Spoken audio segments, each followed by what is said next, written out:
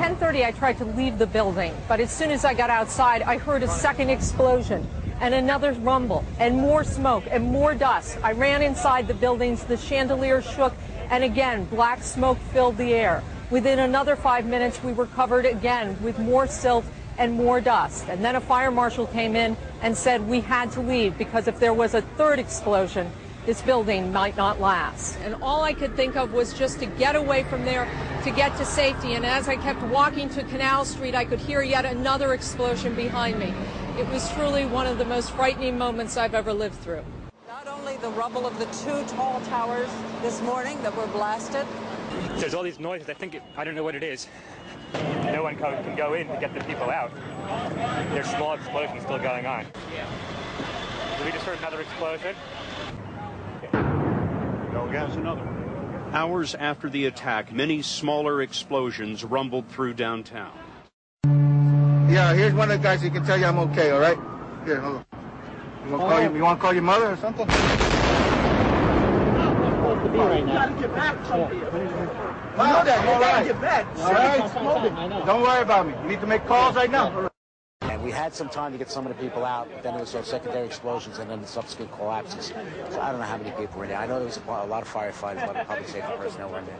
Well, luckily the door opened, and the Secret Service policeman them was right on B4 level, the parking lot. I says, listen, my ankle is broke. They says, okay, lay down.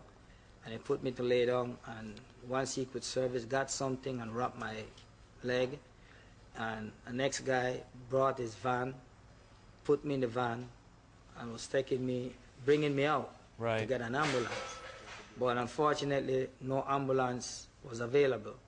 So he says, what are we going to do? So as he says that, that's when the other plane hit the second tower.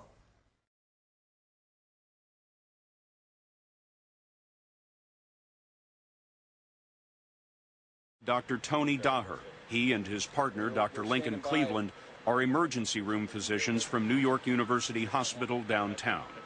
We saw all our casualties yesterday at our hospital stopped at about noon. It got really strange and very spooky. Things just stopped coming in that had anything to do with the blast. And you know, at the time, I was thinking, you can read a couple things into that. Either people are buried and they're going to start bringing bodies out, or just everybody died. Where are all the people who were in these buildings? The buildings were built, the structural support of the building is the shell, is the skin of the building. I remember when they were built. I'm a New Yorker. The innovative architecture of it is that the outer shell is where the strength of it is. And I think what happened is the whole thing imploded. It was like a chute that went straight down. What does that mean to the inside? It means that the explosion has nowhere to go except down. I think another building collapses, there's toppling, pieces fall off, there's a diffusion of the energy, and in this collapse, the energy all went straight down. And I think that, tragically, anybody in that chute did not survive. I think it probably had the force of close to a nuclear blast. These firemen from Brooklyn have been taking the mountain down piece by piece, and many of them share the pessimism of the doctors. It's what? It's just huge rubble. Do you see anything of the victims, of the people who were in the building? Yeah, you've got 110 stories on top of everybody over there. It's just tough to say. 110 stories on top of everybody. That's what the two buildings were. We got a shot, you see the antenna that was on top of the tower. It's at ground level. And yet there are no people to be seen. They pulled out a couple of Port Authority cops alive. Last night, right? Last night? Last night, this morning. Suppose they were like on the 80th floor from what we heard. But that's it so far. I was here when they extricated the police officer at 8 o'clock this morning, who was in very good shape, actually, amazingly enough. I think right now it's just going to be a very slow process of digging through rubble. You know, doctor, it seems to me that it must be very frustrating to be a physician and to have really so few patients to treat here.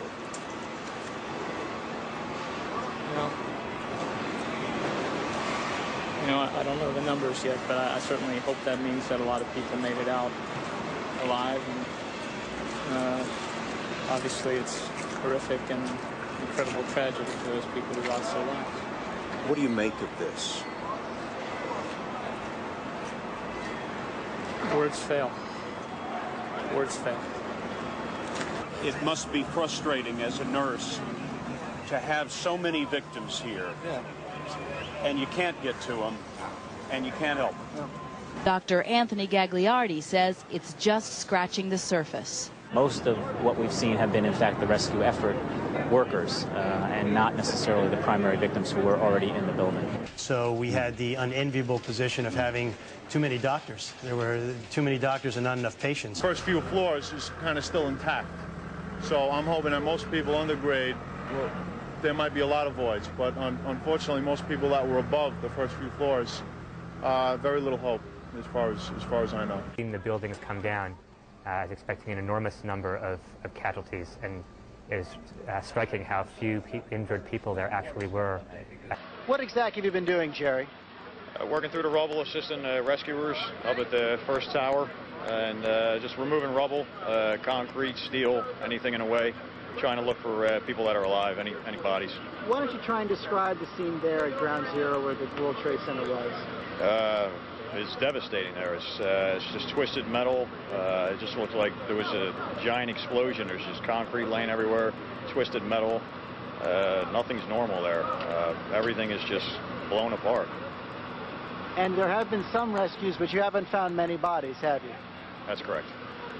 Do you have any idea why? No, not right now. One of the New York authorities actually pulled out from underneath the rubble. We believe they were trapped in an air pocket, but nothing more this morning. And in fact, what is strange really is the lack of people in hospital, considering we've only got a few hundred, considering how many people were in those buildings. But this morning's statistics threaten to overwhelm the flickering hopes of finding many alive amidst the tons of debris. New York Mayor Giuliani. We now have a count of 94 bodies that have been recovered, 46 of which have been identified. We have the gruesome and horrible situation that in many cases we recover only parts of bodies, and we have 70 in that category. I mean, a police officer that I was talking to, he was bagging and tagging fingers and hands, just taking fingerprints. Is this one person? Is this two people? I mean, is this three people? And I mean, the guy's like, these are our own, man. I mean, you know, what are we going to do? The search for bodies and the search for clues.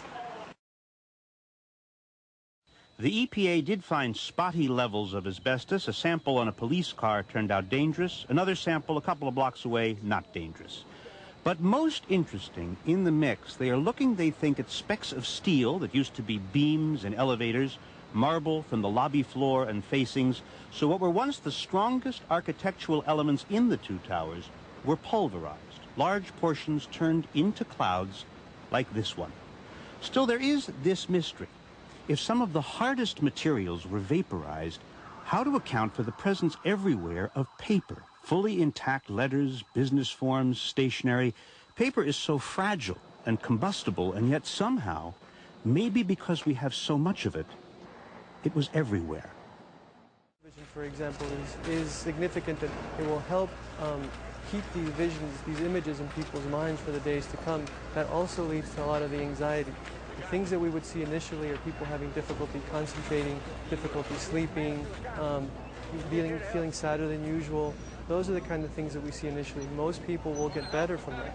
But we do know from what's happened before in Oklahoma City, in other natural disasters outside and inside of this country, that the sooner people are able to talk about it, and especially the trained mental hygiene workers, the better their prognosis is and the less severe the symptomatology will be. Is it normal, doctor, for people to experience some unrealistic fears right now, whether it be about planes or tall buildings or something like that? Absolutely.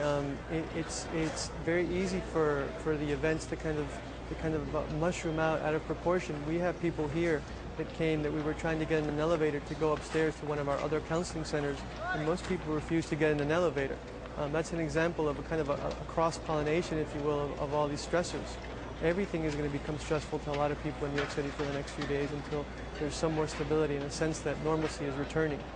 Just in dealing with the people that I've come in contact with, I notice a lot of people whose moods are fluctuating somewhat wildly.